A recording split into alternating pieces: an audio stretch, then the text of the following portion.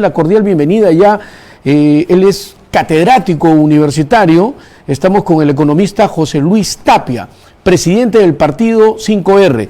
José Luis, ¿cómo estás? Muy buenos días. Muy buenos días, Martín. ¿Qué tal? ¿Cómo está todo? Gracias por estar con nosotros, gracias por acompañarnos hoy domingo también. José Luis, ¿cuál es tu punto de vista, tú como catedrático, como profesor, catedrático universitario, lo que acaba de hacer en estos momentos? La SUNEDU dice, ¿no?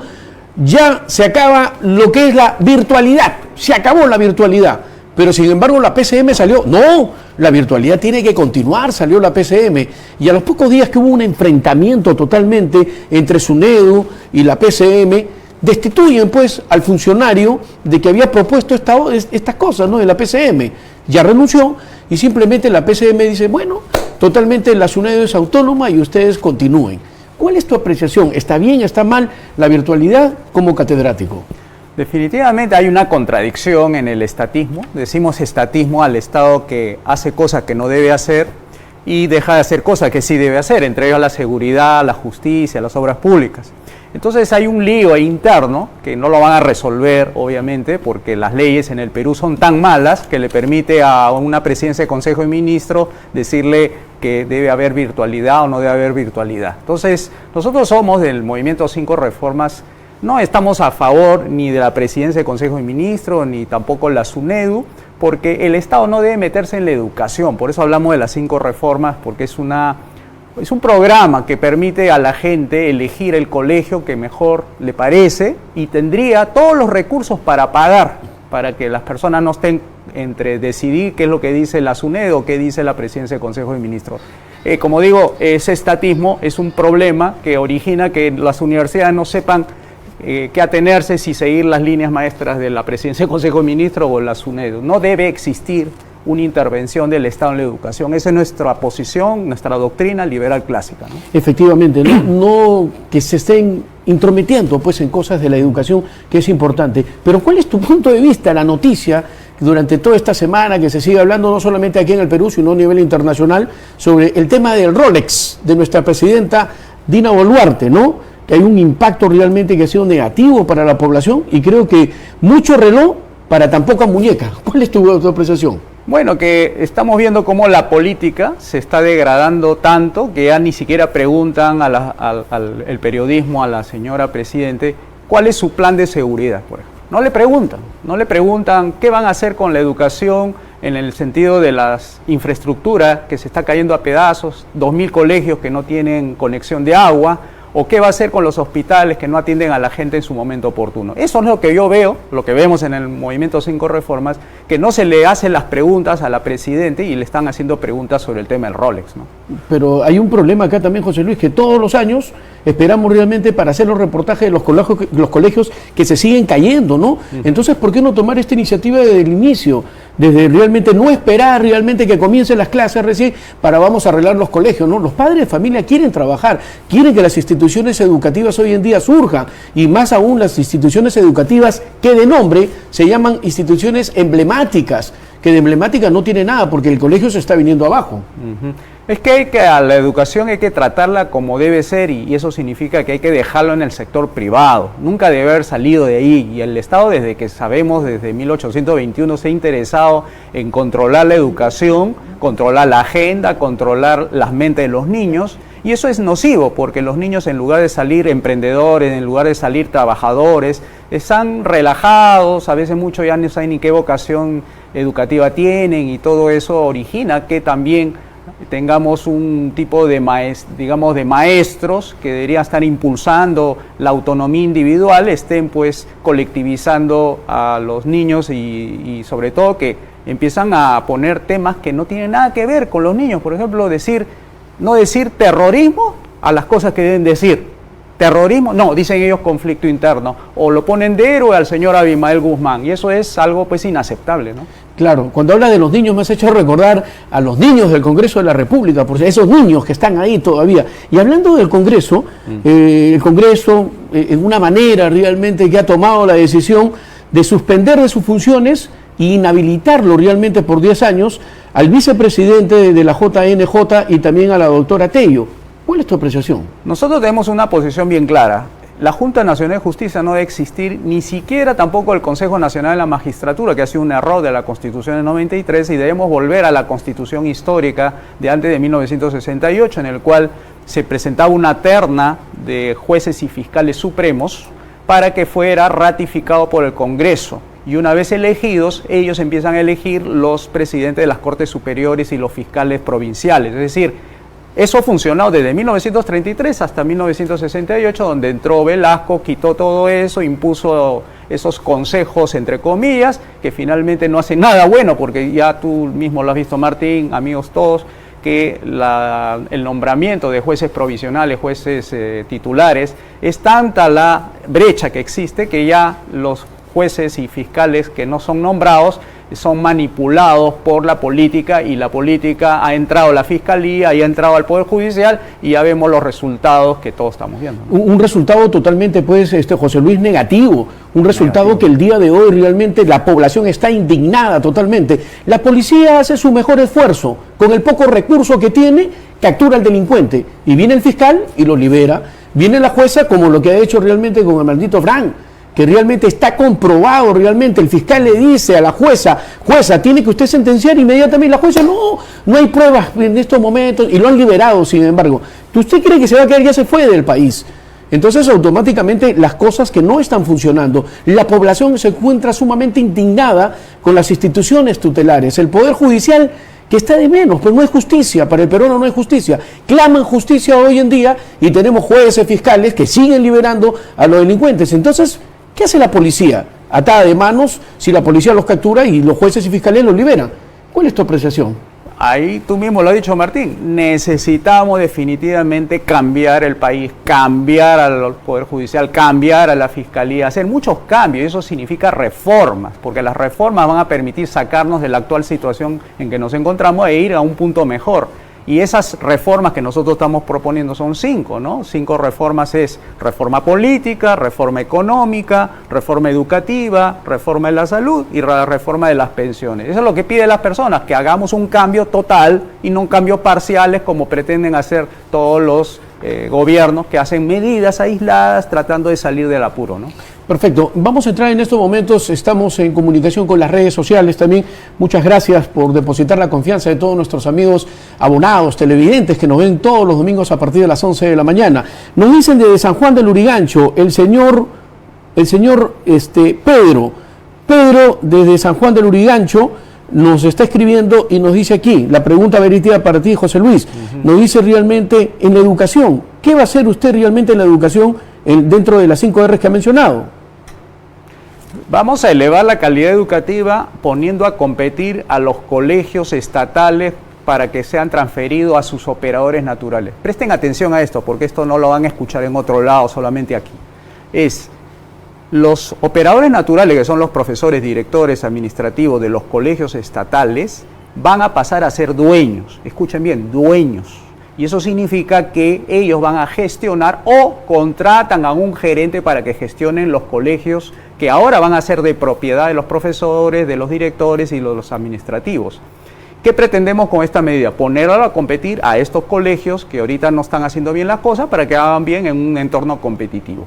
Una vez transferido, ya no va a recibir una remuneración el maestro, sino también va a recibir utilidades. Utilidades significa es un ingreso extra porque se hace una buena gestión del colegio. Porque los colegios, cuando compiten, lo que tratan de hacer es mejorar su aspecto educativo, material, de infraestructura, para que tener más clientes, más alumnos, y así puedan tener más ingresos, y así los profesores, los directores puedan ganar más. Además de eso, en este programa de las 5 reformas, nosotros vamos a entregar lo que se llama los bonos educativos a lo más pobre del país mientras dure, es transicional, no es para siempre. A los más pobres del país, es decir, a los que no pueden pagar mientras tanto dure esta transición, a aquellos que tienen, por ejemplo, impedimento de contratar a un buen colegio privado. Ese voucher, que más o menos hemos calculado, sale como 1.900 soles, van a poder ir al colegio y decirle: yo soy Pedro Ortiz y Pedro Ortiz figura en la lista de los beneficiados, inmediatamente ese dinero pasa al colegio, no va a pasar al padre de familia, y así el padre de familia ya tiene el acceso de su hijo para que pueda ser ahí enseñado todo lo que necesita. Claro, José Luis, esta reforma también que estás proponiendo del tema de la educación, iría también entonces una modificatoria entre las UGELes, la DREL también, la Dirección Regional de Lima Metropolitana y la Unidad de Gestión de Educación Educativa Local. Ya no tendría razón de existir. Desaparecen. Es sustituido por la iniciativa privada. Es decir, se necesita controlar a los maestros, lo va a hacer las empresas privadas que le van a dar certificación de calidad a los colegios, porque ellos son los que le van a decir usted está cumpliendo o no con ciertos estándares de calidad, usted está enseñando de esta forma, mejor, etcétera, y ahí le van a dar su rubricón, o sea, le dan su certificado de buen comportamiento o de calidad, y eso es parte para exhibir dentro a los clientes que vienen a ser los alumnos, le dicen, mire, acá está, este colegio tiene certificación A, certificación B, certificación, y eso le va a dar mayor reputación y además mayor confianza a los padres de familia para que puedan matricular sus hijos en ese colegio, ¿no? Es muy importante realmente, ¿no? Lo que escuchamos, las propuestas también que se dan hoy en día, y sin embargo nosotros tenemos que ir analizando, ¿no? Porque toda propuesta es buena, simplemente hay que tratar de proponer. El tema del UGEL, la DREL, ¿no? Minedu tiene que inmediatamente pues saber las cosas que va a hacer más adelante, porque se necesita tener una educación de calidad, ¿no? Un país sin educación es un país que no progresa, es un país realmente engañado toda la vida. Entonces tenemos que invertir más en educación, más en infraestructura también que se puede dar. Tenemos también muchas personas que nos siguen a través del Facebook, y en esta oportunidad un saludo para la señora Raquel, que nos está viendo en estos momentos en Comas. Muchísimas gracias. La señora Raquel dice, ¿qué propone usted en el sector salud realmente? En el salud es algo similar en el tema de educación. Igual, los nuevos dueños de los hospitales, policlínicos, etcétera, serán los médicos, los directores, las enfermeras, los técnicos y los administrativos. Como dueños, ellos se van a interesar por gestionarlo bien, porque a partir de eso pueden obtener los ingresos que andan buscando, aparte de ser, digamos, receptores de sus ingresos por sus oficios que realizan. Serían como dueños, es decir, como una empresa tiene un dueño, el dueño recibe las utilidades. Igual manera, los hospitales, policlínicos, etcétera, también serían gestionados por terceros, ¿no? No necesariamente los médicos tienen que gestionar digamos, el hospital, el policlínico. Una vez que ya empiece a funcionar este sistema, que van a competir, porque ya no va a haber más hospitales estatales, sino todos van a ser privados, pero como estamos hablando de dos reformas, la económica y la política, que eso le va a dar los ingresos, o sea, ya no va a estar ganando lo mismo como ahora, ¿no? Que si ganan 3.000 soles, no vas a llegar con los 3.000 soles.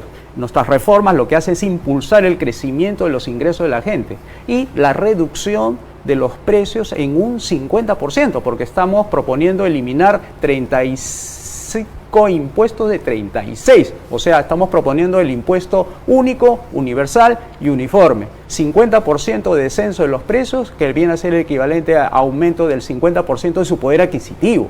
Eso es lo que nosotros estamos proponiendo y lo decimos de manera seria, no demagógica. Tenemos cifras, por ejemplo, ese único impuesto financia los 5 ministerios que estamos proponiendo: Ministerio de Justicia, Ministerio de Relaciones Exteriores, Ministerio de Transportes, Ministerio de Interior y Ministerio de Defensa. Con esos 80.000 millones de soles que el IGB recauda, con eso financiamos el Estado y el resto pasa al sector privado. Liberamos más o menos 170.000 millones de soles que se devuelve al sector privado, y el sector privado, esos 170.000 millones de soles, es reinvertido en negocio, mayor consumo, etcétera, y la gente va a experimentar de que en lugar de que suban los precios, empiece a bajar. Esa es nuestra banderita, digamos, de nuestro proyecto de las 5 reformas, que es el descenso de los precios de manera permanente y con un patrón oro, es decir, ya no el dinero papel ese que nos engaña siempre el Banco Central de Reserva, sino con el patrón claro, oro, ¿no? Pero el sector salud, ¿qué es lo más importante, no? Porque hoy en día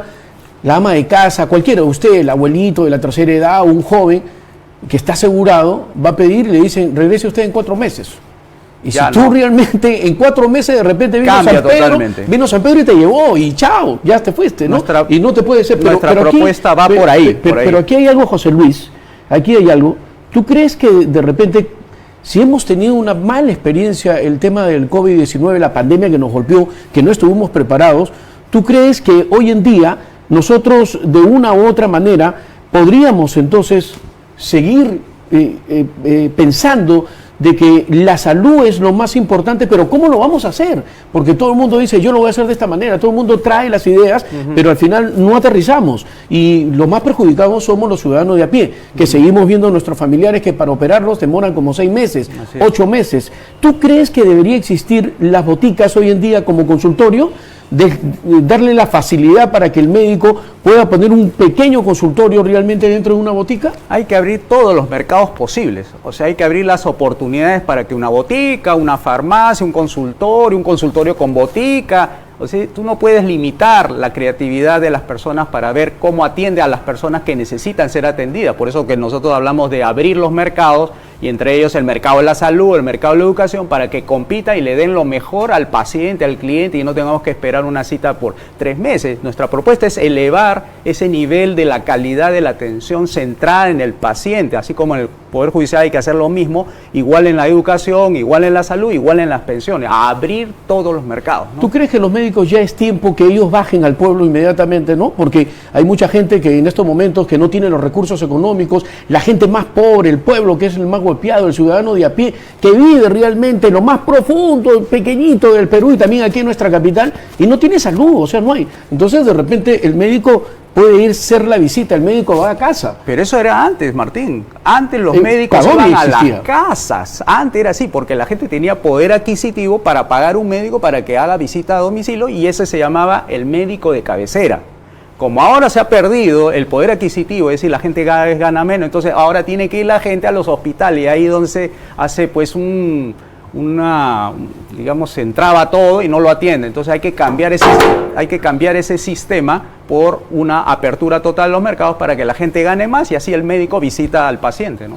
Ese es muy interesante, ¿no? Que lo visite. Hay que darle todas las facilidades también, las herramientas, ¿no? Porque no solamente es proponer, sino hacer las cosas. Y esto cuando se tiene que hacer el tema de salud, aquí simplemente yo me pongo y me imagino, y tú también, José Luis, el Perú profundo, ¿no? En esos pueblitos donde las mujeres hoy en día que esperan de repente al ginecólogo, no hay, pues no existe. Dentro de la comunidad, ¿quién tiene que llamar? A la partera, entonces, para que pueda atender. Eso ya no puede ser en la situación que estamos y en los años que ha venido pasando. Tenemos profesionales, pero sin embargo no hay una voluntad política.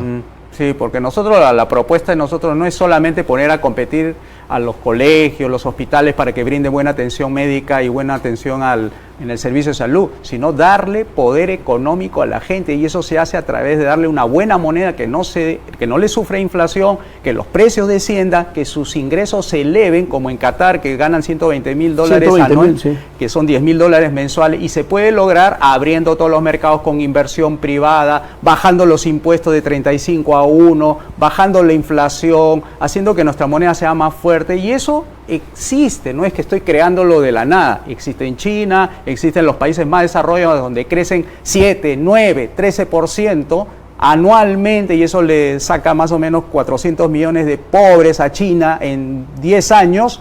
Lo podemos hacer aquí en el Perú, creciendo a tasa de 7, 8, 9%, pero eso tiene que hacer con apertura de mercado para crear confianza en los inversionistas. Los inversionistas vienen de todas partes del mundo y reinvierten en el país, y así crean empleo, crean ingresos, y la propia productividad, por el mismo efecto de la inversión privada, hace que la gente gane más dinero de lo que está ganando ahorita, ¿no? Y mira, me has hecho recordar realmente este tema de salud, que es muy interesante y muy amplio también para poder seguir hablando, porque un amigo estaba para que lo operen, ¿no? Entonces tenía que hacer una operación urgente. Y sin embargo eso demoró como cerca de 7, 8 meses. ¿Y cuántas personas estarán esperando realmente hasta un año para que sean operados? O sea, el sistema no es así hoy en día. Tenemos un sistema en salud que no es el más óptimo que podemos decir. Es decir, entonces, tu propuesta que estás haciendo en estos momentos, que es interesante, se podría lograr con la 5R. Porque la 5 reforma lo que hace es darle capacidad a todas las personas para que puedan lograr sus objetivos. Si alguien quiere poner un hospital de tamaño pequeño, otro de tamaño mediano, otro de tamaño grande, no tiene que pedir permiso a una autoridad. Lo único que tiene que garantizar es que se respeten los derechos a la vida, la libertad y la propiedad con un buen poder judicial, y cualquier persona puede abrir un hospital, un policlínico, un centro médico, y no hay que pedir permiso a nadie. Porque eso de pedir permiso crea burocracia, crea corrupción, crea todo eso, y ahí está la infraestructura de salud que está pues por los suelos, por esa rectoría, ese control, esa fiscalización del Ministerio de Salud que no sirve para nada, no atiende a la gente. ¿Desaparecerías el Ministerio de Salud? Por eso, nosotros lo vamos a sustituir por la iniciativa privada. La gente no se va a quedar en el vacío, no se van a quedar sin hospitales, no, que los hospitales estén mejor gestionados de lo que viene haciendo actualmente, pero haciéndolo el sector privado. Claro. Es lo que estamos proponiendo. Sí. Bueno, muchísimas gracias. ¿Algo más que quieras agregar? Te vamos a dejar nuestras cámaras para que te puedas dirigir a toda la población en estos momentos también. Adelante, José Luis. Amigos, ustedes que nos están viendo, nosotros somos un movimiento joven, se llama 5 Reforma, de gente profesional, con estas propuestas novedosas que de repente algunos de ustedes no lo han escuchado. Y nosotros tenemos una página web donde ustedes pueden acudir por si tienen alguna reflexión, algo así. Se llama 5reformas.com. Ahí se pueden enterar de nosotros, ahí pueden preguntar, pueden apoyarnos con lo que quieran hacer. De repente quieren ser dirigentes, quieren ser alcaldes, quieren ser gobernadores, quieren ser congresistas, quieren ser presidentes. Están las puertas abiertas para ustedes. Ok. Muchísimas gracias. Muchas gracias, José Luis. Muchas gracias. Gracias por haber estado con nosotros. Nos vamos a una breve pausa comercial.